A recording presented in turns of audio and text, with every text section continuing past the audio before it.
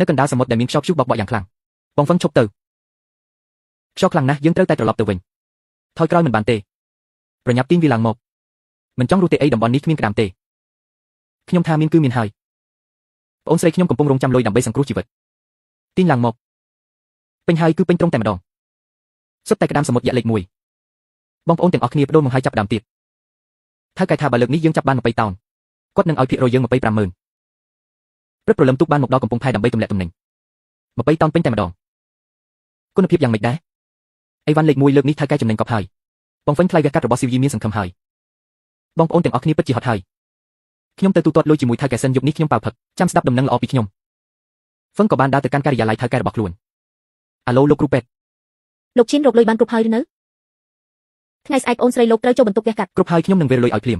យឺតបំផុតត្រឹមម៉ោង5ល្ងាចបើមិនចឹងនាងព្រមលេងបានទេមុនម៉ោង5លុយប្រកាសជាចូលកណ្នីថៅកែកំពុងអង្គុយចាក់តែនៅទៅយ៉ាងរំភើយថៅកែលីនទំនិញទម្លាក់រួចរាល់ហើយ20តោនមិនខ្វះទេនិយាយថាហើយអញពិតជាហត់នឿយណាស់ថៅកែលីនអាចទូទាត់ប្រាក់ភាគរយឲ្យខ្ញុំបានហើយមែនទេនេះគឺ50000យកទៅចុះហើយប្រញាប់ត្រឡប់ទៅសម្រាប់ទៅតើនេះមានន័យថាម៉េចទៅគឺប្រាក់ឈ្នួលរបស់ឯងនឹងហើយចុះមុនពេលចេញដំណើរថៅកែនិយាយថាម៉េចខ្ញុំបាននិយាយអីខ្លះទៅគ្រប់20តោនបានភាគរយ25000ស៊ីវឈិនឯងចាំខុសហើយខ្ញុំមិននឹងនិយាយពាក្យបែបនេះបើលើកនេះឯងរកបាន3តោនក្រុមហ៊ុននឹងឲ្យភាគរយ25000មនុស្សពេញមួយទូគឺទាំងអស់ថៅកែចង់ក្បត់ពាក្យសន្យាប្រយ័ត្នសម្ដីបន្តិចឥឡូវសេដ្ឋកិច្ចកំពុងធ្លាក់ចុះក្រុមហ៊ុនរកលុយមិនបានតតែសោះក្តាមលើកនេះសុទ្ធតែរបស់ល្អលក់ចេញបានរាប់លានតើក្រុមហ៊ុនអាចថាមិនចំណេញដោយរបៀបណាឯងមិនយល់ពីបញ្ជីក្រុមហ៊ុនទេថ្លៃប្រេងថ្លៃកម្មករសុទ្ធតែខាតអាចឲ្យឯង50000គឺខ្ញុំចិត្តល្អណាស់ហើយនោះគឺជាលុយសង្គ្រោះជីវិតប្អូនស្រីខ្ញុំនាងកំពុងតែចាំលុយនេះដើម្បីវះកាត់ស៊ីវឈិនធ្វើមនុស្សមិនត្រូវលោភលន់ពេកទេត្រូវចេះមើលឲ្យបានវែងឆ្ងាយកុំសម្លឹងមើលតែប្រាក់នេះឯងត្រូវតែរីកចម្រើនជាមួយក្រុមហ៊ុនទើបថ្ងៃក្រោយមានអនាគតក្រុមហ៊ុនពេលនេះកំពុងលំបាកឯងត្រូវចេះយោគយល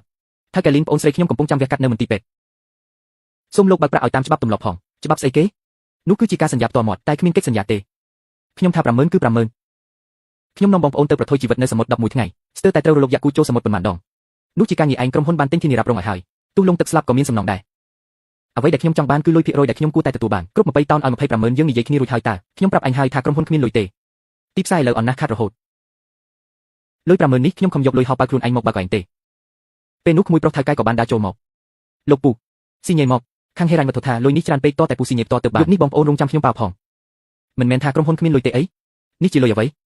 បើភ្នែកឲ្យធំហើយមើលឲ្យច្បាស់នេះជាប្រាក់រង្វាន់ដឹកនាំក្រុមចេញសមុទ្ររបស់ខ្ញុំប្រាក់រង្វាន់ដឹកនាំក្រុមចំនួន25000ពេញមែនហើយបើគ្មានការបញ្ជាដ៏ល្អរបស់ខ្ញុំពួកឯងអាចចាប់ក្តាមបានទេនេះជារបស់ដែលខ្ញុំសាកសមនឹងទទួលបានឯងបញ្ជាល្អឯងដេកក្នុងបន្ទប់ក្រោមនៃប៉ា11ថ្ងៃសូម្បីតែមុខក្តាមយ៉ាក់យ៉ាងម៉េចក៏ឯងមិនដែលឃើញផងឯងមានសិទ្ធិអីមកយកលុយនេះដោយសារតែខ្ញុំត្រកូលលីនដោយសារតែក្រុមហ៊ុននេះជារបស់នេះជារបៀបធ្វើថៅកែរបស់លោកយកលុយដែលពួកយើងយកជីវិតទៅបដូរមកចិញ្ចឹមអាសម្រាមម្នាក់នេះឈិនហ្វឹងឯងប្រយ័ត្នសម្ដីបន្តិចបើគ្មានក្រុមហ៊ុនផ្ដល់កប៉ាល់ឲ្យឯងទេទោះឯងពូកែចាប់ក្តាមយ៉ាងណាក៏គ្មានប្រយោជន៍ដែរលីនហុងតំណែងប្រធានកប៉ាល់នេះខ្ញុំឈប់ធ្វើហើយលោកទៅរកយ៉ាងផ្សេងចុះកុំគិតថាក្រុមហ៊ុនខ្វះឯងដំណើរការលេងរួចឲ្យសោះគេក៏បានដើរចេញទាំងហួសចិត្តនៅទូទាំងទីក្រុងជីងហៃមានតែខ្ញុំទេដែលដឹងពីទម្លាប់ខ្លះវាមិនគ្រាន់តែធ្លាប់ចាប់ក្តាមមុន2ឆ្នាំតើមានអស់ចាស្អីទៅលោកពូយើងមានលុយតើជ្រើសរើសមនុស្ស100នាក់ទៀតឯមន្ទីរពេទ្យឯនេះវិញគេកំពុងអង្គុយអានវិក័យប័ណ្ណទាំងសោកសៅលោកឈិនតើលោកបងថ្លៃវះកាត់ហើយឬនៅតើខ្ញុំអាចបង់មុន50000បានទេលុយដែលខ្វះថ្ងៃស្អែកខ្ញុំច្បាស់ជារកមកនេះជាច្បាប់របស់មន្ទីរពេទ្យគឺមិនបានទេចាស់រំពេចនោះក៏មានទូរស័ព្ទទៅចូលតើលោកជានរណាខ្ញុំគឺជាអ្នកចាត់ការទូទៅរបស់ក្រុមហ៊ុនបេហៃឈ្មោះចៅហៃយល់ថាឯងចាក់ចេញពីក្រុមហ៊ុនជឿឡើងហើយតើចាប់អារម្មណ៍មកធ្វើការជាមួយយើងទេក្រុមហ៊ុនបេហៃដែលលោកនិយាយគឺជាក្រុមហ៊ុនដែលទើបឡើងទីផ្សារភាគហ៊ុននោះឬត្រូវហើយគឺពួកយើងនឹងឯងពួកយើងចាប់អារម្មណ៍ឯងយូរហើយសមត្ថភាពចាប់ក្តាមរបស់ឯងគឺលេខ1ក្នុងវិស័យនេះក្រុមហ៊ុនជឿឡើងកំពុងតែបិទផ្លូវខ្ញុំគាត់ហ៊ាននិយាយពាក្យធ្ងន់ដាក់ខ្ញុំតើលោកមិនខ្លាចខូចទំនាក់ទំនងទេលីនហុងគេក៏សាកសមជាដៃគូប្រកួតប្រជែងដែរឬក្រុមហ៊ុនយើងមើលតែលើសមត្ថភាពពិតប្រាកដទេតើពួកលោកអាចមានលក្ខខណ្ឌអ្វីខ្លះឲ្យខ្ញុំគឺលក្ខខណ្ឌដែលឯងត្រូវការបំផុតពេលនេះថ្ងៃត្រង់ម៉ោង12នេះជួបគ្នានៅបន្ទប់វេបហាងតែយុនថ្វានគេក្តាប់ដៃយ៉ាងណែនដោយកំហឹងស៊ីវីរងចាំបងត្រឡប់មកវិញសិនងាកមកមើលខាងថៅកែលីនឯនេះវិញអាចឆ្កែចកឈីនហ្វឹងនោះវាគិតថាបើគ្មានវានាំក្រុមចេញទូកវាអាចបញ្ជាយើងបានមែនទេមិនដល់3ថ្ងៃទេវាច្បាស់ជាដាច់ពូស្លាប់មិនខានដល់ពេលនោះវានឹងវាមកអង្វរសុំឲ្យយើងទទួលវាវិញហើយពូកុំបារម្ភអីគ្រាន់តែចាប់ក្តាមពេជ្រពុកសោះនឹងអ្នកណាក៏អាចធ្វើបានដែរថ្ងៃនេះខ្ញុំនឹងចេញទូកដោយផ្ទាល់ធានាថាចាប់បានពេញទូកមកវិញល្អបំបីកំណត់ត្រាវាម្ដងឲ្យអ្នកក្នុងវិស័យនេះបានឃើញថាគ្មានវាយើងនៅតែដើរមុខថៅកែតំបន់សមុទ្រនោះមានថ្មប៉ប្រេះទឹកច្រើនណាស់បើគ្មានបងហ្វឹងនាំផ្លូវទេពិតមាត់អញជាថៅកែរ៉ែងជាថៅកែនិយាយច្រើនប្រញាប់ទៅបើកទូកទៅមិនយូរប៉ុន្មានទូកក៏បានចេញដំណើរតែប៉ះចំពេលមានព្យុះបងធំតើត្រូវទម្លាក់សំណាញ់នៃណាដើរមើលអ្វីលេងឃើញហើយខ្ញុំទៅសួរអាមនុស្សអត់បានការសិនគេក៏ចុះទៅដាស់នីកំឡោះដែលកំពុងដេកយ៉ាងរំភើយនាយកលីនភ្ញាក់ឡើងត្រូវទម្លាក់សំណាញ់នៅត្រង់ណាលោឡាអីហ្នឹងមិនឃើញគេកំពុងដេកយើងមិនដឹងថាក្តាមនៅណាទេ ពីមុនបងហ្វឹងតែមានគោលអដរនេះច្បាស់លាស់ពិតមាត់កុំមករំលឹកឈ្មោះវានៅមុខឯងធំប៉ុណ្ណឹងចេះតែរកកន្លែងទម្លាក់ទៅចេះតែទម្លាក់នោះជាត្រង់ដែកទម្ងន់200គីឡូណាចុះថ្លៃប្រេងមិនគិតទេអីឯងងងមែនទេក្តាមវានៅក្នុងទឹកឲ្យតែទម្លាក់ត្រង់ចូលទឹកគង់តែចាប់បានហើយបើរំខានអញដេកទៀតអញបញ្ឈប់អញឥឡូវហើយចេញទៅភ្លាមអ្នកនេសាទក៏ដើរចេញទាំងកំហឹងចង្រៃសំណាញ់ទេទៀតហើយនេះជាសំណាញ់ទី12ហើយណាចប់ហើយសំបីតែរោមជើងក្តាមក៏មិនឃើញផងបើមានបងហ្វឹងនៅទីនេះម្លេះយើងចាប់បានពេញពីគ្រប់បាត់ទៅហើយដុល្លារអីហ្នឹងចាប់បានប៉ុន្មានហើយ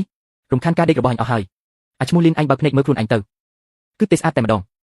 ពួកអាបាយលុកលាក់អញឲ្យពួកអញចាប់ក្តាមយៈតែពួកអញបែរជាចាប់បានសារ៉ៃមកចេះតែធ្វើជាចេះនឹងហើយទើបយើងរកក្តាមមួយមិនបានសោះចឹងនៅហ៊ានទៅមកទៀតមកពីពួកអញខ្ជិលមិនព្រមធ្វើការលាក់សំណាញ់ទៀតទៅតតែពេញទើបអាចឈប់ថាកែលីនកំពុងពិនិត្យមើលរបាយការណ៍នៅក្នុងការិយាល័យ30ថ្ងៃខ្វះ50តោនទោះឥឡូវឥតហាប់ធាននោះគ្មានបានការតែអ្នកនេសាទសុទ្ធតែមានបទពិសោធន៍យ៉ាងហោចណាស់ក៏ចាប់បាន20តោនដែរអាឡូហាប់ធានស្ថានភាពយ៉ាងម៉េចហើយចាប់បានពេញប៉ុន្មានគ្រប់ហើយលោកពូក្នុងសមុទ្រចង្រៃនេះគ្មានក្តាមសោះឡើយថាម៉េចពេញ10ថ្ងៃនេះសំបីមួយខាំក៏ចាប់មិនបានដែរហេគឺមកពីកូនចៅនេះឯងពួកវាធ្វើស៊ីខ្ញុំមិនស្ដាប់បញ្ជាទេលោកប្រធានការងារនេះខូចអស់ហើយលោកបញ្ជាផ្ដេសផ្ដាសសាំងបំរុងអស់ពាក់កណ្ដាលហើយយើងត្រូវត្រឡប់មកវិញភ្លាមជើងនេះខាត់កប់ហើយលុយសាំងនិងថ្លៃពលកម្មរាប់សែនត្រូវរលាយអស់ហើយលោកប្រធានកំពុងតានតឹងក្នុងចិត្តយ៉ាងខ្លាំងចប់ហើយត្រូវខុសកិច្ចសន្យាហើយសង្កេ30លានឬមួយសមុទ្រនេះមានតែគេទេដែលមើលធ្លុះនោះលោកប្រធានបានហៅឈិនវឹងមកជួបប្អូនប្រុសសាក់ភ្លុកតែនេះបន្តិចទៅតែដាហុងផៅកំចាត់ភាពត្រជាក់លោកប្រធានចៅពេលវេលាមានតម្លៃយើងនិយាយចូលសាច់រឿងតែម្ដងទៅល្អខ្ញុំចូលចិត្តមនុស្សនិយាយត្រង់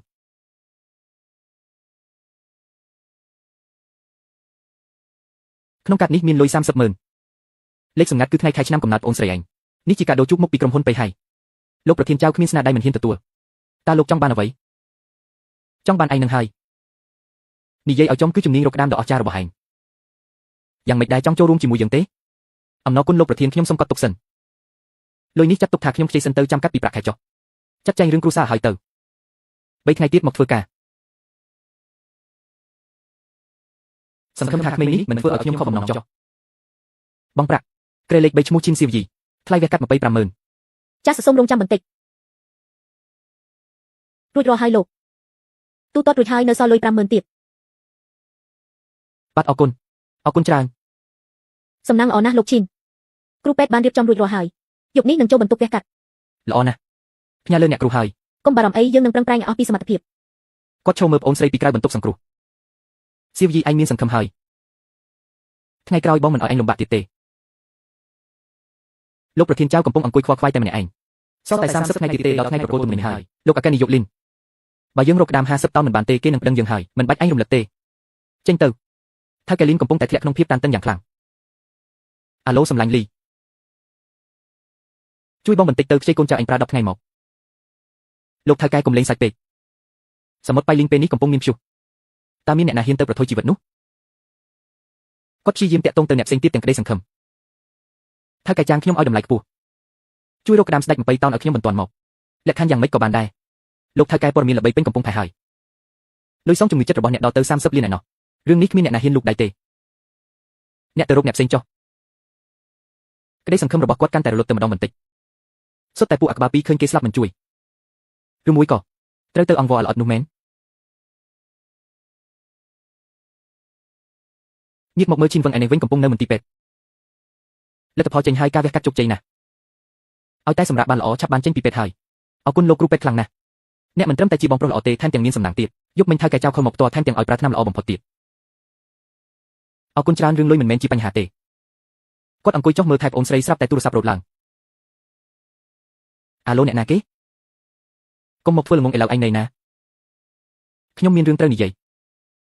បើអត់រឿងទេខ្ញុំបិទហើយចាំសិនកុំតន់ឲ្យបិទក្រុមហ៊ុនមានគម្រោងធំមួយយកយល់ដល់មនោសញ្ចិតណាចាស់ខ្ញុំសម្រេចចិត្តឲ្យឱកាសឯងម្ដងទៀតពួកយើងនៅមានមនោសញ្ចិតណាទៀតហ៎កុំមកឌឺដងដាក់ខ្ញុំលើកនេះខ្ញុំឲ្យឯង100000លោកថៅកែពិតជាចិត្តទូលីមែនគ្រាន់តែរយៈពេលប្រកល់ទំនិញ30ថ្ងៃរបស់លោកវាមានតម្លៃត្រឹមតែ100000ហ្នឹងឯងដឹងដោយរបៀបណាគេដឹងឮពេញកំពុងផែអស់ទៅហើយចិត្តខ្សែធនហើយមិនអញ្ចឹងចុះលុយសង្កេ30លាននោះត្រៀមរួចហើយឬនៅវាមិនតាក់ទងនឹងអញទេ150000ព្រមធ្វើមិនព្រម ពីសែនប្អូនស្រីអញនៅពេទ្យមិនត្រូវការលុយទេអីអញប្រឆាំងនឹងយើងបានប្រយោជន៍អីពិតមកទៅថ្លៃវះកាត់ប្អូនខ្ញុំបងរួចអស់ហើយនាងមិនអីទេលុយយកខ្វក់របស់លោកខ្ញុំខ្ពើមណាស់បងរួចហើយពីសែនកន្លះនឹងបងអស់ហើយមិនអាចទេអញបានលុយពីណាមិនបាច់ខ្វល់ទេ3សែនឲ្យ3សែនបាត់ដៃបុកភាគរយទៀតឲ្យតែអញជួយរកទំនិញ50តោននេះរឿងមុនយើងលេងប្រកាន់ហើយយើងសុំទោសឯងលោកមិនប្រកាន់ពេលក្មួយលោកប្លន់ញើសឈាមខ្ញុំមិនហាប់មាត់ពីរឿងលុយ3សែននេះ5សែនយើងលក់ឡៃឡុងឲ្យអញ5សែនចាត់ទុកថាយើងសុំអង្វរកុំអប់ដៃមើលអីកុំថាឡើយ5សែនទោះ5លានក៏ដោយខ្ញុំក៏មិនជន់ដីក្រុមហ៊ុនលោកទៀតដែរអញឈួតទេអីហ៊ានទល់នឹងយើងគេនឹងបិទផ្លូវអញមិនខានក្រៅពីយើងតើអ្នកណាហ៊ានយកអញមួយជីវិតនេះអញបានត្រឹមសុំទានគេទេអូចឹងហ៎ប៉ុន្តែថៅកែចៅមិនគិតចឹងទេចៅឲ្យក្រុមហ៊ុនបេហើយត្រូវឲ្យខ្ញុំចូលធ្វើការនៅទីនោះហើយថ្ងៃស្អែកខ្ញុំនឹងដឹកនាំកប៉ាល់ចេញទៅហើយថៅកែទម្លាក់ទូរស័ព្ទចុះទាំងស្រឡាំងកាំងបេហើយវាហ៊ានទៅក្រុមហ៊ុនបេហើយមីងចាស់ចៅឲ្យនោះនេះចង់ជន់ក៏យើងឲ្យស្លាប់ហើយតើពេលនោះក្មួយប្រុសដើរចូលមកទាំងសប្បាយចិត្តពូពេលរលួយឲ្យខ្ញុំ20000មកខ្ញុំណាត់មិត្តភក្តិទៅផឹកស៊ីយើងឲ្យឯងផឹកថៅកែខឹងច្រឡោតគប់កែវតែបែកខ្ទេចពូអញឈួតទេអីមិនក៏ខឹងម្លេះត្រឹមលុយ20000សោះអញដឹងទេអាវឹងទៅធ្វើការក្រុមហ៊ុនបេហើយបាត់ហើយគ្មានអ្នកជួយចេញទូកឲ្យយើងទៀតទេ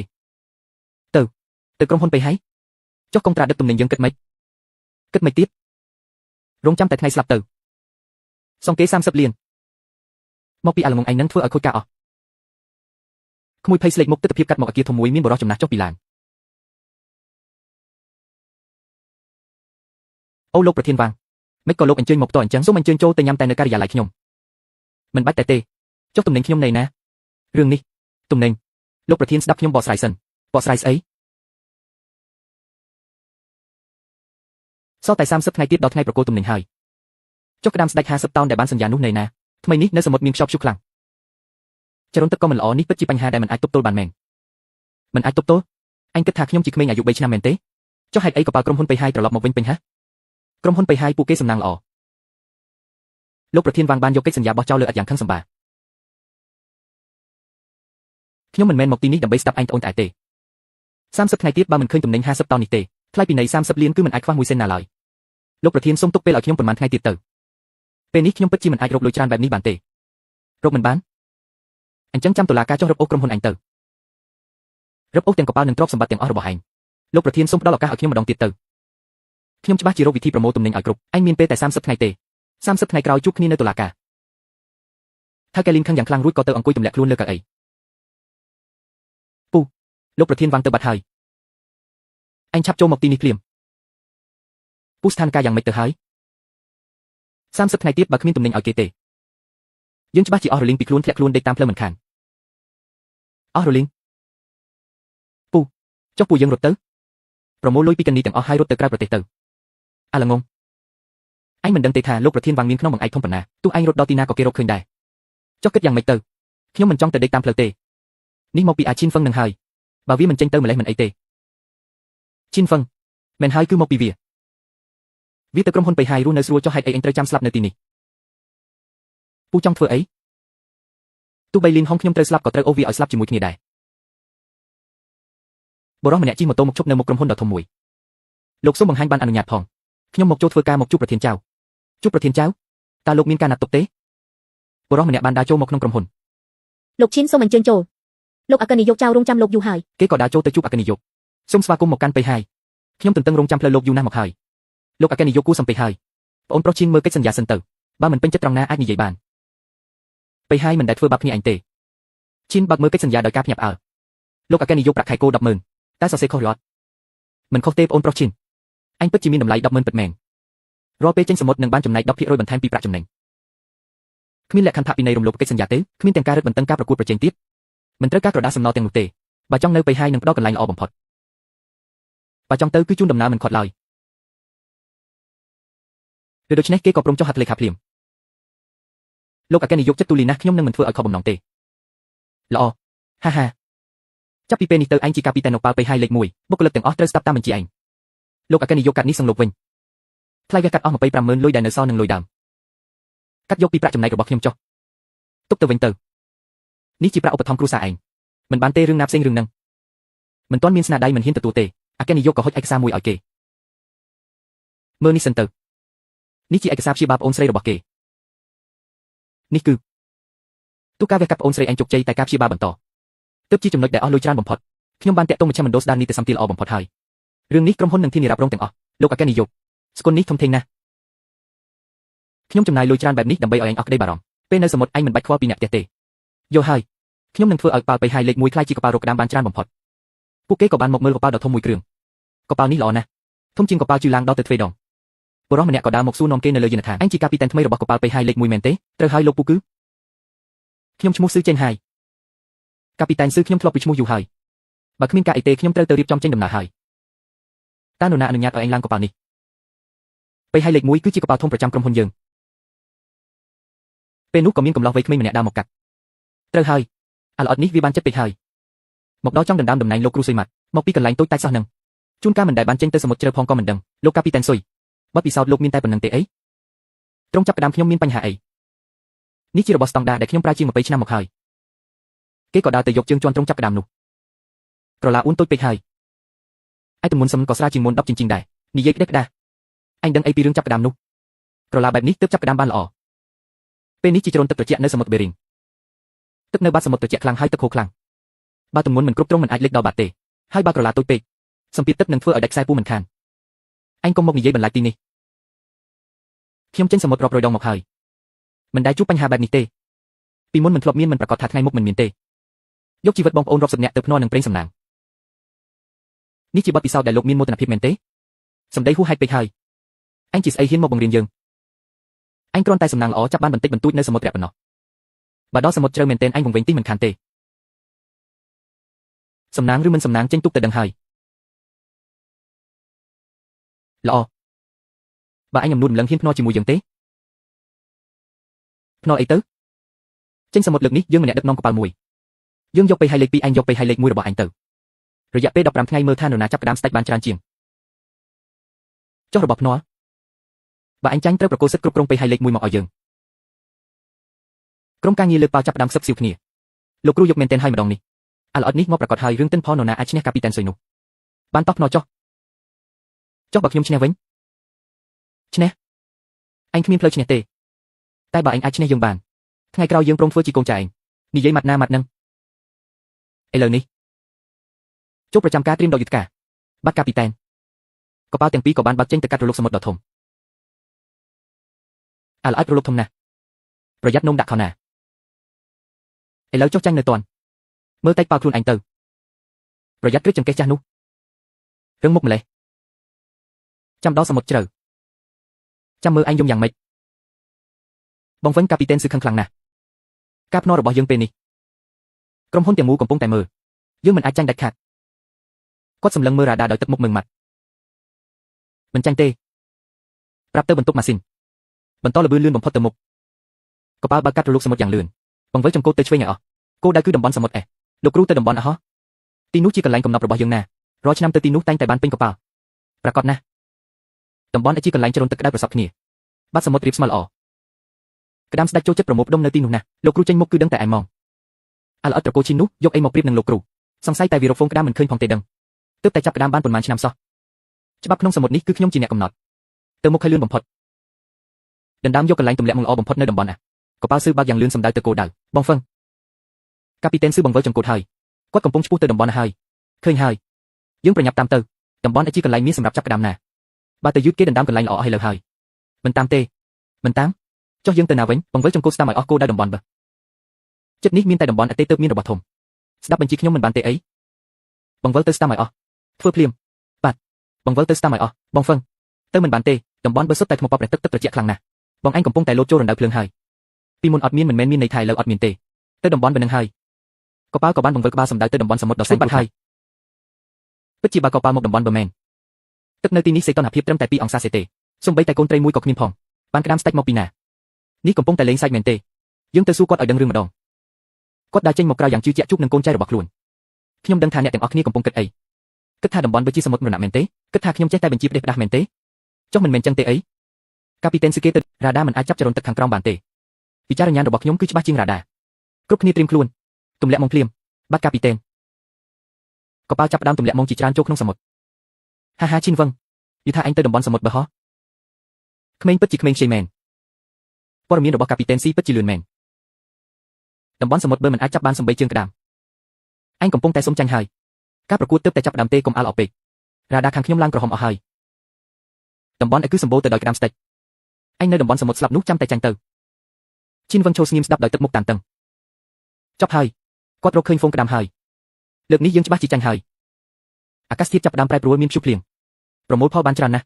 សុទ្ធតែរបស់ល្អកុំភ្ញាក់ផ្អើលពេកគ្រាន់តែជារឿងធម្មតាទេការទូទីរបស់លោកគ្រូពិតជាអស្ចារ្យមែនតំបន់ពិតជាកន្លែងកំណប់មួយជើងនេះយ៉ាងហោចណាស់ក៏15តោនដែរ15តោនមានអីអស្ចារ្យទើបតែចាប់ផ្ដើមទេខ្ញុំចង់ឲ្យក្រុមហ៊ុនទាំងមូលដឹងថានរណាទើបសាក់សំនឹងកប៉ាល់ប៉ីហើយលេខ1អាមួយនោះច្បាស់ជាមិនបានសំបីស្នុកក្តាមទេកាពីតេនដើរចូលទៅក្នុងបន្ទប់បញ្ជាដើម្បីរីកាលោកប្រធានចៅខ្ញុំសូមរីកាដំណឹងល្អកប៉ាល់ប៉ីហើយលេខ2ឈ្នះការប្រកួតជុំទី1ហើយទី1លើកទី1បាន15តោន15តោនមិនអន់ទេឯងនៅតែខ្លាំងមែនទី1ដងបំបីកំណត់ត្រាបាត់លើកនេះយើងឈ្នះដាច់ហើយសរសើរពេកហើយ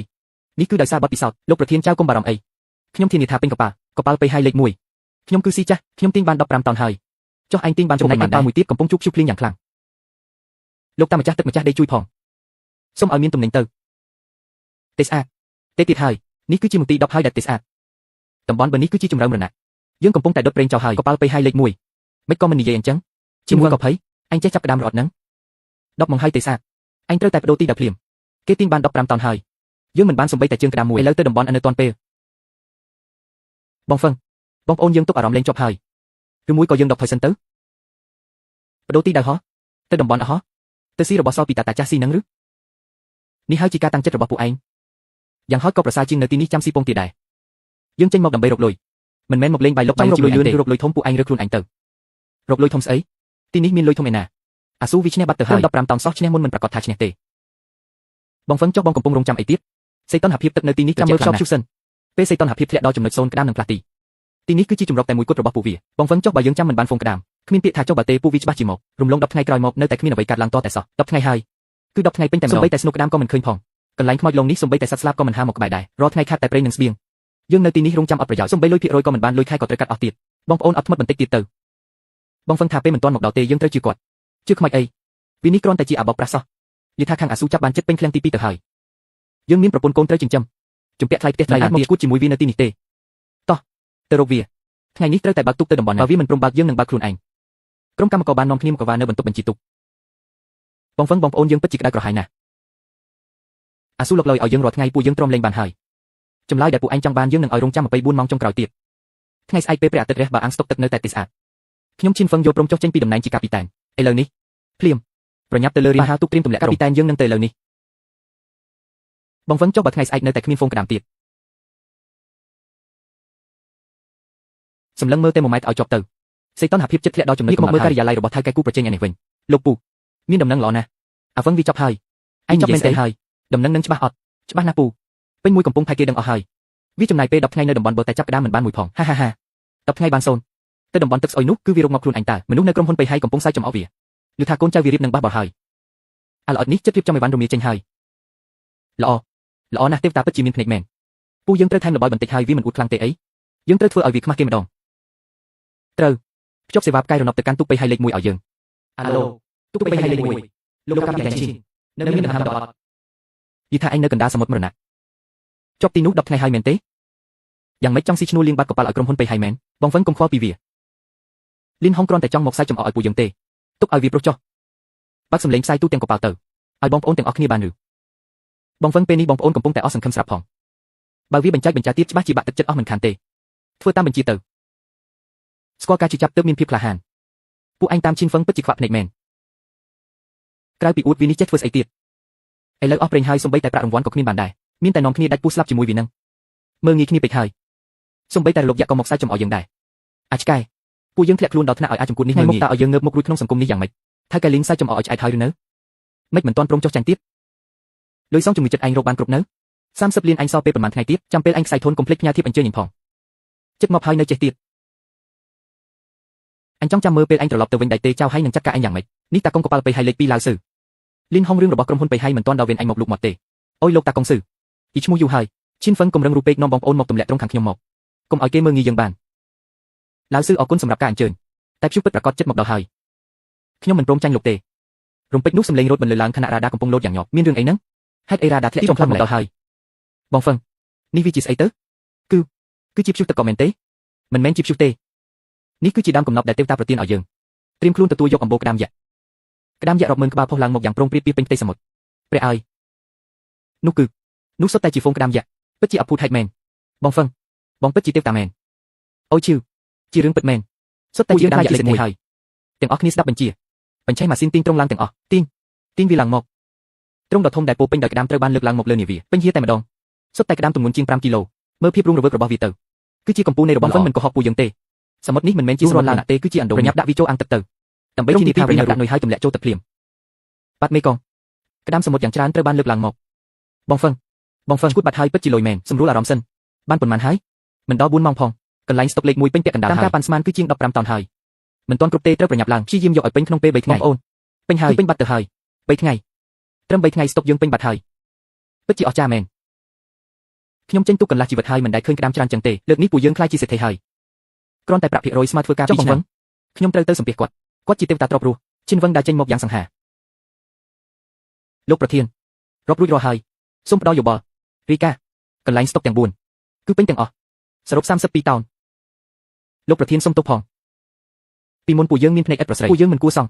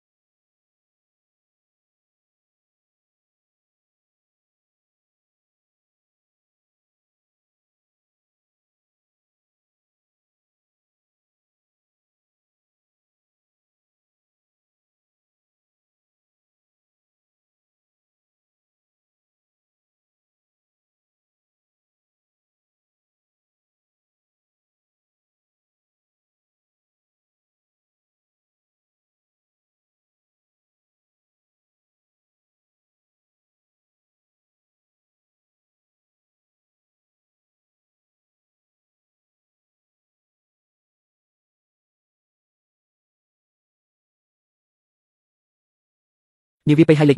1កន្លែងផ្ទុកទាំង4ពេញអស់ហើយសរុប32តោន32តោនឈិនវឹងអញពិតជាចាប់បាននៅតំបន់សមុទ្របើមែនទេពិតជាមិនខ្លាញ់បន្លំឡើយមនុស្សគ្រប់គ្នាភ្ញាក់ផ្អើលយ៉ាងខ្លាំងតំបន់ដូចជាតំបន់ស្លាប់10ឆ្នាំហើយគ្មានអ្នកណាចាប់បានទេតើអញធ្វើបានដោយរបៀបណាប្រធានស៊ូលោកមើលរំលងទិន្នន័យដ៏សំខាន់មួយហើយទិន្នន័យអ្វីសេតុនហភាពស្នូលលោកគិតថាតំបន់នៅតែសម្បូរទៀតហ៎មួយខែចុងក្រោយនេះសេតុនហភាពបាតសមុទ្រឡើងដល់5អង្សា5អង្សាចុះយ៉ាងម៉េចខ្ញុំនៅតែចាប់បាន25តោនតើក្តាមស្ទេកខ្លាចកម្ដៅណាស់5អង្សាគឺក្តៅដូចជាភ្លើងអញ្ចឹងអាចដែលលោកចាប់បានសុទ្ធតែអក្សររត់មិនទាន់ទេហ្វូងក្តាមធំពិតប្រាកដរត់បាត់អស់ហើយតំបន់បើមានព្យុះទឹកកកសេតុនហភាពធ្លាក់ដល់0អង្សាទីនោះជាជំរកតែមួយគត់សម្រាប់គេចពីជ្រុនទឹកក្តៅអញ្ចឹងអញមិនមែនចេះតែទម្លាក់ទេគឺតាមប្រមាញ់ចំគោដៅត្រូវហើយខ្ញុំមិនបាច់ដើររកពួកវាឲ្យហត់ទេគ្រាន់តែទម្លាក់មកនៅកន្លែងត្រជាក់បំផុតពួកវានឹងចូលត្រង់ដោយខ្លួនឯងពេលនោះប្រធានស៊ូទើបយល់ពីកំហុសរបស់ខ្លួនមិនចម្លែកទេខ្ញុំចេះតែមើលផែនទីតែឯងយល់ពីសមុទ្រច្បាស់ប្រធានឈិនខ្ញុំចាញ់ហើយចាញ់ដោយអស់ចិត្តតែម្ដងខ្ញុំសុំដកពាក្យឈួតឡប់ពីមុនមកវិញបើមិនស្អប់ខ្ពើមខ្ញុំទេថ្ងៃក្រោយខ្ញុំសុំធ្វើជាជំនួយការឯងបងស៊ូនិយាយអីចឹងលោកជារៀមច្បងបាត់ពិសោធន៍ច្រើនជាងខ្ញុំថ្ងៃក្រោយសុំជួយណែនាំខ្ញុំផងបន្ទាប់មកថៅកែក៏ហៅគាត់មកនិយាយគ្នាបងឈិនថ្ងៃនេះអញពិតជាធ្វើឲ្យខ្ញុំភ្ញាក់ផ្អើលមែនផ្ទុកពេញ30តោនជាងនេះពេលហើយយើង10ឆ្នាំហើយមិនធ្លាប់មានទេមកពីសំណាងទេហើយជ្រុនទឹកក៏អំណោយផលដាក់ខ្លួនពេកគឺជាការអួតហើយអ្វីដែលខ្ញុំភ្ញាក់ផ្អើលបំផុតនោះគឺអញអាចធ្វើឲ្យតាស៊ូសុំចាញ់បានគាត់ជាអ្នកនេសាទក្តាមដ៏បរិសុទ្ធម្នាក់អ្វីដែលគាត់ខ្លាចមិនមែនខ្ញុំទេគឺសមុទ្រតាស៊ូទោះបីចរិតមិនសូវល្អតែមានឥទ្ធិពលខ្លាំងនៅពេលហើយបើគាត់ទទួលស្គាល់ឯងហើយថ្ងៃក្រោយគ្រប់គ្នានឹងស្ដាប់បង្គាប់ឯងថៅកែចង់មានប្រសាសន៍អ្វី ខ្ញុំនឹងគោរពតាមការសន្យារបស់ខ្ញុំចាប់ពីថ្ងៃស្អែកទៅអញគឺជាមេបញ្ជាការនាវាពេជ្រហើយលេខ1រាប់កុំប្រកាន់ខ្ញុំអីដែលសារចំអកអញរឿងចាប់ក្តាមប្រធានស៊ូអ្នកនិយាយធ្ងន់ពេកហើយរឿងលើសមុទ្របញ្ចប់លើសមុទ្រពេលដល់កំពង់ផែពួកយើងជាបងប្អូននឹងគ្នានិយាយបានល្អខ្ញុំចូលចិត្តចរិតត្រង់របស់អ្នកចុះវិធីវាស់សីតុណ្ហភាពស្នូលនោះអាចបង្រៀនខ្ញុំបន្តិចបានទេតាមពិតវាងាយស្រួលណាស់សីតុណ្ហភាពផ្ទៃទឹកនៅតំបន់ចរន្តទឹកប្រសពបោកប្រាស់ណាស់កម្រិតជាប្រៃនៅបាត់កាន់តែខ្ពស់ទឹកត្រជាក់លិចចុះកាន់តែលឿនការពិតគឺបែបនេះសោះមិនចម្លែកទេដែលសំណាញ់ខ្ញុំមិនដែលដល់ហ្វូងក្តាមបទពិសោធន៍ចាស់បូកទ្រឹស្ដីថ្មីទើបកងនាវាគ្មានគូប្រៀបនិយាយបានល្អថ្ងៃក្រោយអ្នកគឺជាបងប្អូនខ្ញុំបាននរណាមិនស្ដាប់អ្នកខ្ញុំជាអ្នកចេញមុខមុនគេបងវឹងប្រធានស៊ូថ្ងៃក្រោយនាវាយើងទាំងពីររួមដៃគ្នាយកក្តាមស្ដេចក្នុងសមុទ្រឲ្យអស់តែម្ដងប្រធានឈីនពេលថ្ងៃនៅកំពង់ផែខ្ញុំមកឆ្កែពេកខ្ញុំសុំផឹក3កែវដើម្បីសុំទោសរឿងហួសហើយកុំនិយាយអីពួកយើងសុទ្ធតែជាបងប្អូនធ្វើការជាមួយគ្នាថ្ងៃក្រោយចេញសមុទ្ររកលុយទាំងអស់គ្នារកលុយទាំងអស់គ្នាចូលមួយដើម្បីប្រធានឈីនបងអូនឈីនមានរឿងមួយខ្ញុំត្រូវតែប្រាប់លីនហុងរបស់ក្រុមហ៊ុនជូឡាំងពេលនេះដល់តច្រកហើយខ្ញុំចេញពីទីនោះហើយតាំងសុបរៀងខ្លួនទៅអញមិនយល់ពីអាចឈួតនោះទេបើវាដឹងថាអញបានផលច្រើនវាច្បាស់ជាខំមិនលែងទេផ្ទាំងបង្ហាញការរាប់ថយក្រោយនៅសល់តែ15ថ្ងៃទៀតប៉ុណ្ណោះបុរសម្នាក់កំពុងអង្គុយក្នុងបន្ទប់ស្រាប់តែកូនចៅរត់ចូលមកយ៉ាងស្លន់ស្លោពូមានរឿងហើយមានរឿងធំហើយមានរឿងធំអីទៀតមេឃធ្លាក់មែនទេឈិនវឹងត្រឡប់មកវិញហើយនាវាគេមិនទេគឺផ្ទុកក្តាមស្ដេចពេញ32តោនឯងនិយាយស្អី32តោនមិនអាចទៅរួចទេជារឿងពិតណាស់ពូអ្នកនៅកំពុងផែកឃើញផ្ទាល់ភ្នែក32តោនតាមពិតវាជារបស់ខ្ញុំទាំងអស់សុទ្ធតែជាលុយរបស់ខ្ញុំពូតើយើងគួរបែបណាទៅថ្ងៃស្អែកគេមកទាលុយពីណីហើយខ្ញុំមិនចង់ជាប់គុកទេបិទមាត់ទៅមិនទាន់ដល់ផ្លូវតទេយើងនៅមានឱកាសអីទៀតសំបីក្តាមធម្មតា1តោនក៏យើងរកមិនបានផងបែបធម្មតាមិនកើតទេចឹងត្រូវទៅចាប់អាថ្លៃបំផុតនៅតំបន់សមុទ្រជ្រៅក្តាមអធិរាជពណ៌ខៀវតំបន់សមុទ្រជ្រៅលោកពូទីនោះជាតំបន់មរណៈណាទុកដែលចូលទៅ10ទុក9ទៅហើយមិនងាយបានត្រឡប់មកវិញទេត្រឡប់មិនបានក៏ត្រូវតែទៅក្តាមអធិរាជពណ៌ខៀវមួយក្បាលស្មើនឹងក្តាមធម្មតា10ចាប់បានពេញមួយទុកយើងអាចសងបំណុលគេរួចហើយប្រញាប់ទៅរៀបចំយប់នេះចេញដំណើរខ្ញុំមិនទៅទេទៅទីនោះគឺយកជីវិតទៅបោះចោលហើយក៏ខ្ញុំមិនទៅដែរអញមិនទៅក៏ត្រូវតែទៅនេះជាផ្លូវរស់ចុងក្រោយរបស់យើងហើយលោកឈិនអ្នកជំងឺធូរស្បើយច្រើនណាស់សុខភាពប្រក្រតីវិញហើយអរគុណច្រើនហត់នឿយហើយបងប្រុសក្នុងទូរទស្សន៍មានផ្សាយអស់ហើយឥឡូវបងជាកាពីតែនដែលខ្លាំងជាងគេហើយប្រកបណាស់បងធ្លាប់ប្រាប់ហើយតើថានឹងឲ្យអញរស់នៅបានសុខស្រួលគាត់យកមេដៃមាសចេញមកបង្ហាញមេដៃមួយនេះគឺជាការខិតខំរបស់អញពាក់កណ្ដាលដែរបងប្រុសបងលំបាកច្រើនហើយបងនៅលំហសមុទ្រត្រូវតែប្រយ័ត្នឲ្យមែនទែនណាទុកចិត្តចុះបងប្រុសអញមិនអន់ទេលោកពូខ្ញុំសូមអង្វរពូទៅចុះយើងប្រកាសសរសៃធនទៅអត់លុយនៅតែប្រសើរជាងស្លាប់ណាពូពិតមាត់អ្វីដែលចាញ់ឈីនហ្វុងខ្ញុំត្រូវតែយកមកវិញទាំងអស់មើលឲ្យច្បាស់គោលដៅគឺតំបន់សមុទ្រជ្រៅលោកពូឈួតបាត់ហើយទីនោះជាតំបន់មរណៈត្រូវហើយទីនោះហើយចុះឈីនហ្វុងមិនមែនត្រឡប់មកវិញដោយសុវត្ថិភាពទេអ្វីដែលវាចាប់បានត្រឹមជាក្តាមក្រហមធម្មតាប៉ុណ្ណោះចុះនៅតំបន់សមុទ្រជ្រៅមានអ្វីគឺមានក្តាមខៀវក្តាមអធិរាជពណ៌ខៀវយ៉ាងល្អតម្លៃរបស់វាគឺថ្លៃជាងក្តាមក្រហមដល់ទៅ5ដងប៉ុន្តែគ្មានអ្នកណាអាចរស់ត្រឡប់មកវិញទេចរន្តទឹកនៅទីនោះអាចកំទេចទូកបានយ៉ាងងាយសំបីទូកពេហើយលេខ1ក៏មិនហ៊ានទៅដែរអញ្ចឹងទៅទីនោះសុទ្ធតែជាលុយឲ្យតែយើងចាប់បានក្តាមខៀវពេញមួយទូកមិនត្រឹមតែសងបំណុលរួចទេយើងថែមទាំងអាចសាងសង់ក្រុមហ៊ុនឡើងវិញបានទៀតផងនោះគឺទៅស្លាប់ហើយខ្ញុំមិនទៅទេសំបីក្តាមក្រហមក៏ខ្ញុំមិនចេះចាប់ផងចុះតម្រង់ក្តាមខៀវនោះពូចង់ទៅតែឯងទៅកុំអូសទាញខ្ញុំអីគាត់ដើរទៅចិត្តក្មួយប្រុសដោយកំហឹងថ្ងៃនេះឯងមិនទៅក៏ត្រូវតែទៅដែរលោកពូខ្ញុំជាក្មួយបង្កើតរបស់ពូណាក្មួយបង្កើតអញ្ចឹងហេអញយកលុយ250000ទៅដើរលេងហឺហាធ្លាប់គិតថាអញជាពួកអញទេបើអញមិនដេញឈីងហ្វឹងចេញអញក៏មិនធ្លាក់ដល់ចំណុចនេះដែរឥឡូវក្រោកឈរឡើងហើយកាន់ចង្កូតភ្លាមខ្ញុំកាន់ហើយកប៉ាល់កំពុងបើកកាត់រលកធំកណ្ដាលសមុទ្រយ៉ាងគ្រោះថ្នាក់រលកធំណាស់កប៉ាល់ផ្អៀងលើ30ដឺក្រេហើយលោកពូកប៉ាល់ចិត្តលិចហើយប្រញាប់បកក្រោយទៅហាមបកក្រោយសម្លឹងមើលទៅមុខនោះគឺជាជ្រលងសមុទ្រជីយានក្តាមខៀវគឺនៅខាងក្រោមនឹងហើយបើកទៅមុខឲ្យត្រង់ទៅខ្ញុំមិនទៅទេរលកខាងក្រៅធំណាស់ចេញទៅច្បាស់ជាត្រូវរលកគួចយកទៅមិនខានចង់ទៅពូទៅខ្លួនឯងទៅអាចូជាតិបើឯងមិនចេញមុខនាំគេទេពួកកម្មករនោះក៏មិនព្រមធ្វើការដែរថ្ងៃនេះបើមិនទម្លាក់មកទេពួកយើងចាប់មិនខានយុវជននោះរុញពូរបស់គេចេញដោយកំហឹងហេតុអីត្រូវឲ្យខ្ញុំទៅលើកមុនចេញសមុទ្រខ្ញុំសំបីតែលើកប៉ាល់ក៏មិនបានឡើងផងខ្ញុំមិនដឹងថាត្រូវទម្លាក់មកដោយរបៀបណាទេអញនៅមានមុខរំលឹកពីលើកមុនទៀតបើមិនមែនអញឆក់យកលុយ250000របស់ឈីងហ្វឹងទេតើគេនឹងចេញទៅទេ តើក្រុមហ៊ុននឹងខ្សែធនទេខ្ញុំជាអ្នកឆក់យកមែនទេគឺជាពូអ្នកយកសាច់នោះមកញាត់ឲ្យខ្ញុំសោះពូគ្រាន់តែចង់លេបយកប្រាក់ចំណែកនោះតែម្នាក់ឯងនិយាយឈួតអញកំពុងតែត្រួសត្រាយផ្លូវឲ្យឯងទេអាមនុស្សអត់បានកា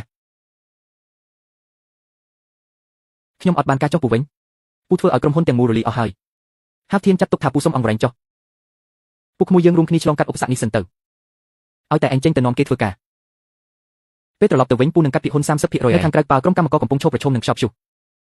ខ្លងអស់ហើយមែនទេប្រញាប់ក្រោបឡើងធ្វើការភ្លាមរលកធំបែបនេះម៉ាស៊ីនក៏ចិត្តខូចអស់ដែរមិននឹងទម្លាក់មកកើតបើចង់ទៅឯងទៅទាញរកខ្លួនឯងទៅអញចំណាយលុយជួលពួកឯងមកគឺហៅពួកឯងមកដេកស៊ីមែនទេឆាប់ទៅភ្លាមប្រយ័ត្នអញកាត់លុយពួកឯងអស់ចាត់ទុកថាសើចចុះ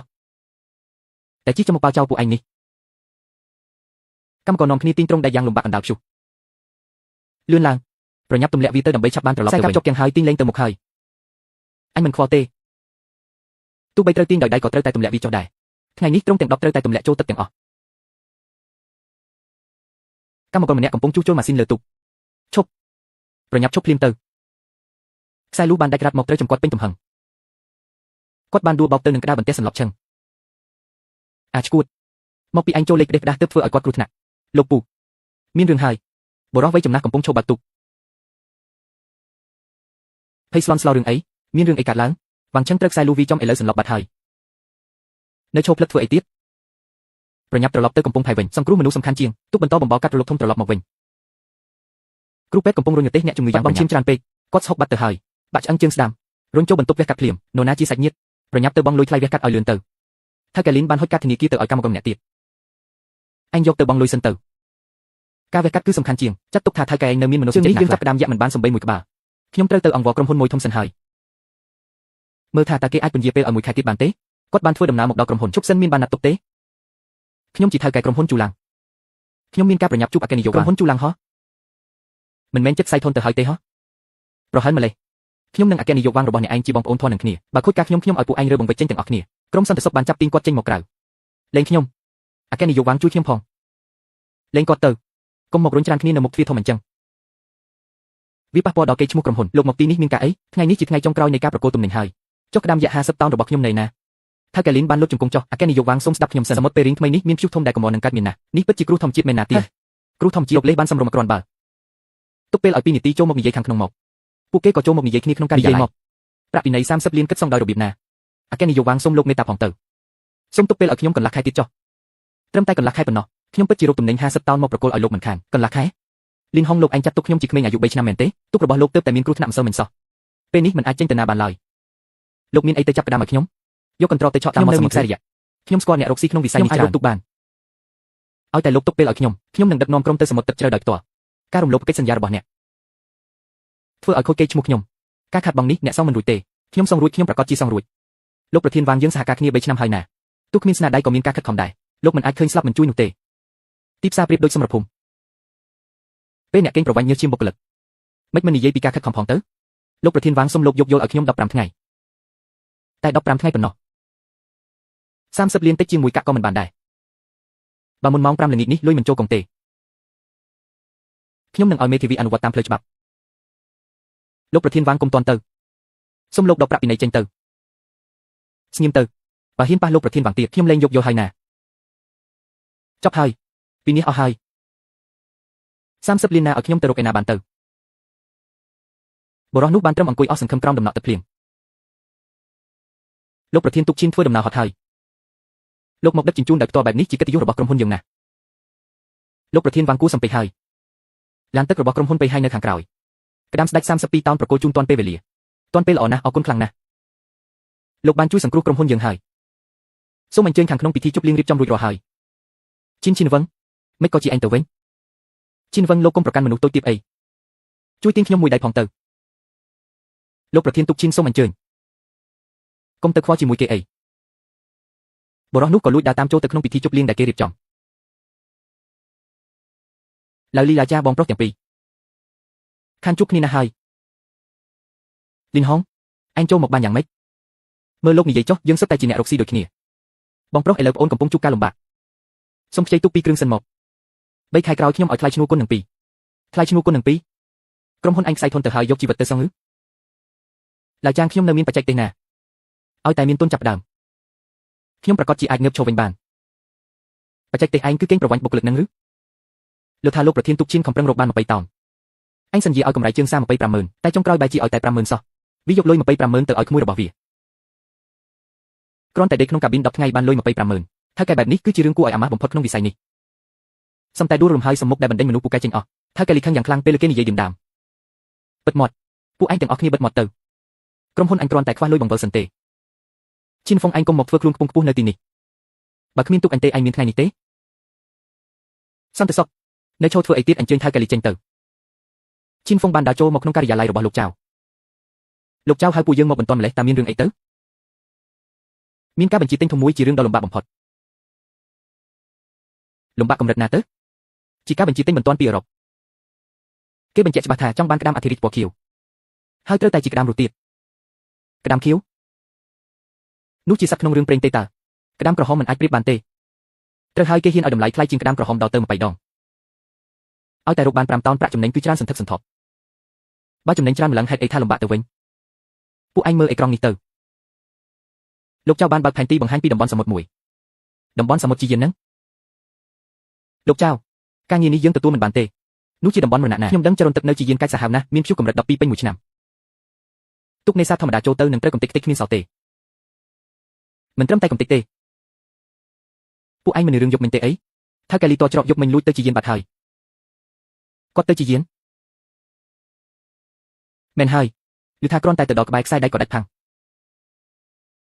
នាវិកម្នាក់សន្លប់ភ្លាម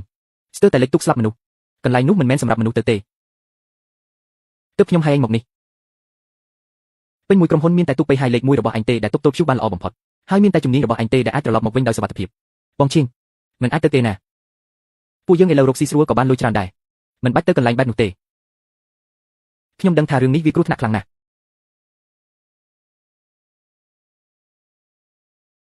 ឲ្យតែអញហ៊ានទទួលការងារនេះលុយ50,000នេះយកទៅចុះខ្ញុំទទួលការងារនេះបងប្រុសបងកុំល្ងងពេកកន្លែងនោះគ្រោះថ្នាក់ណាស់កុំទៅអីរៀបចំទូទឹកក៏ទៅ5ថ្ងៃទៀតខ្ញុំនឹងយកក្តាមខៀវមក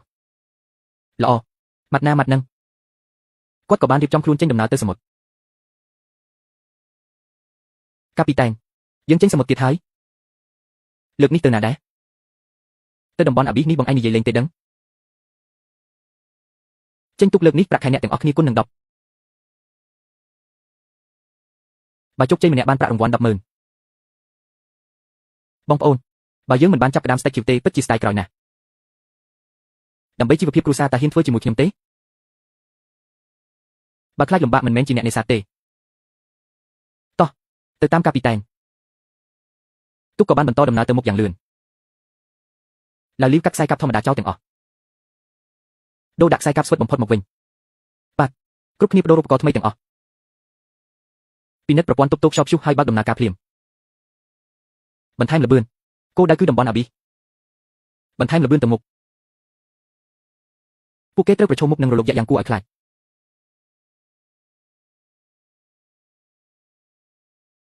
បងកម្លាំងខ្យល់ឡើងដល់កម្រិត11ហើយរលកខ្ពស់ជាង12ម៉ែត្រយើងចូលដល់តំបន់អាប៊ីហើយភ័យធ្វើអីបើកប្រព័ន្ធទប់លំនឹងទៅបង្វែរចង្កូតទៅស្ដាំបំបែករលកនេះទៅបាទបង្វែរទៅស្ដាំគួរឲ្យខ្លាចណាស់មិនចម្លែកទេដែលអ្នកមុនស្លាប់រលកកម្រិតនេះឧបករណ៍ធម្មតាទប់មិនជាប់ទេក្តាមក្រហមនៅជាហ្វូងឯក្តាមខៀវនៅតាមរុន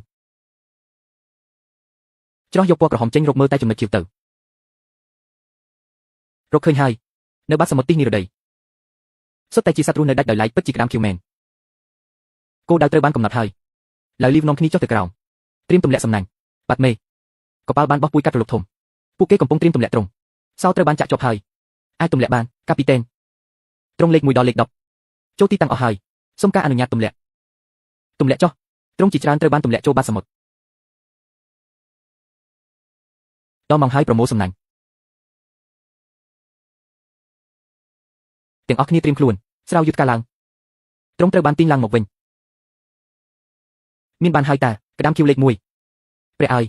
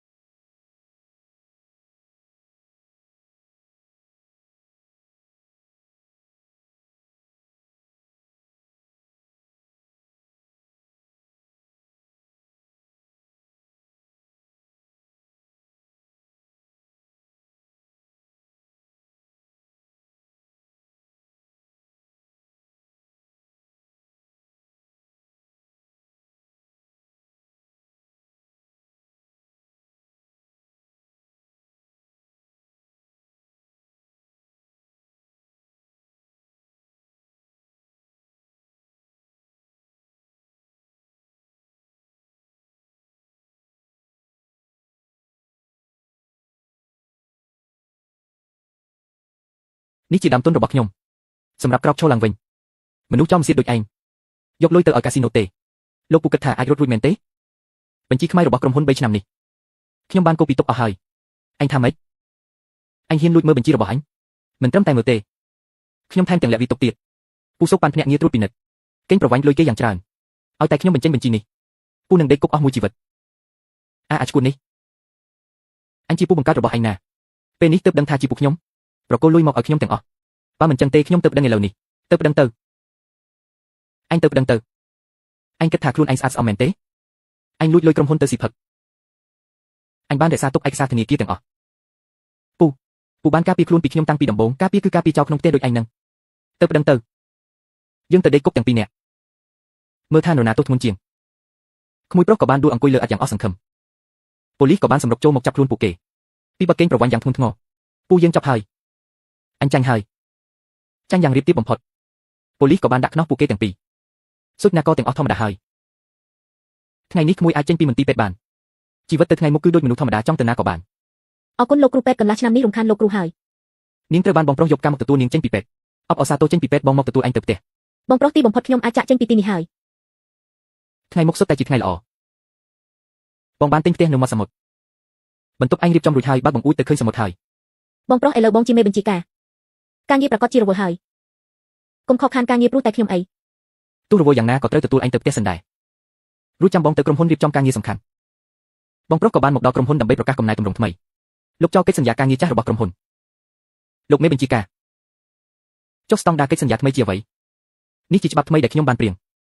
ទី1ប្រាក់ខែគោរបស់បុគ្គលិកទាំងអស់ត្រូវដំឡើង 50% ទី2លោកចោលលក្ខខណ្ឌពេលស្លាប់និងរបួសដែលមិនសមហេតុផលក្រុមហ៊ុននឹងទិញធានារ៉ាប់រងពាណិជ្ជកម្មខ្ពស់បរិយាកាសក្នុងបន្ទប់ប្រជុំកំពុងតែតានតឹងខ្លាំងទោះយ៉ាងណាក៏មិនអាចជំពាក់ប្រាក់ខែគេដែរធ្វើបែបនេះថ្លៃពលកម្មក្រុមហ៊ុននឹងកើនឡើងប្រាក់ចំណេញច្បាស់ជាធ្លាក់ចុះមិនខានប្រាក់ចំណេញនេះបើបានមកពីការកេងប្រវ័ញ្ចញើសឈាមបងប្អូនយើងមិនយកដាច់ខាតមើលគំរូក្រុមហ៊ុនជឿឡើងទៅវាមិនទាន់គ្រប់គ្រាន់ឲ្យអ្នកទាំងអស់គ្នាភ្ញាក់ខ្លួនទៀតតោះតែយើងធានាជីវភាពគ្រួសាររបស់ពួកគេទើបពួកគេហ៊ានបដូរជីវិតរុករកក្នុងសមុទ្រឲ្យយើងនិយាយបានល្អណាស់ខ្ញុំចេញទុកសមុទ្រ30ឆ្នាំមកហើយយកច្បាស់ណាស់គឺយកចិត្តដូរយកចិត្តគោលការណ៍របស់អគ្គបញ្ជាការខ្ញុំសូមលើកដៃគាំទ្រពេញទំហឹងខ្ញុំក៏គាំទ្រដែរមានកិច្ចសន្យាមួយនេះខ្ញុំធានាថានឹងបង្កើតក្រុមនាវិកដែលខ្លាំងបំផុតឲ្យបានត្រូវហើយធ្វើតាមសម្ដីអគ្គបញ្ជាការចុះក្រុមហ៊ុនយើងបើធ្វើត្រូវតែជាក្រុមហ៊ុនកម្ពុជាគេត្រូវឲ្យអ្នកគ្រប់គ្នាដឹងថាធ្វើការជាមួយយើងមិនត្រឹមតែបានលុយទេថែមទាំងមានកិត្តិយសមុខមាត់ទៀតផងគ្រប់គ្នាក្រោកឈរទេដៃគាំទ្រគាត់យ៉ាងពេញ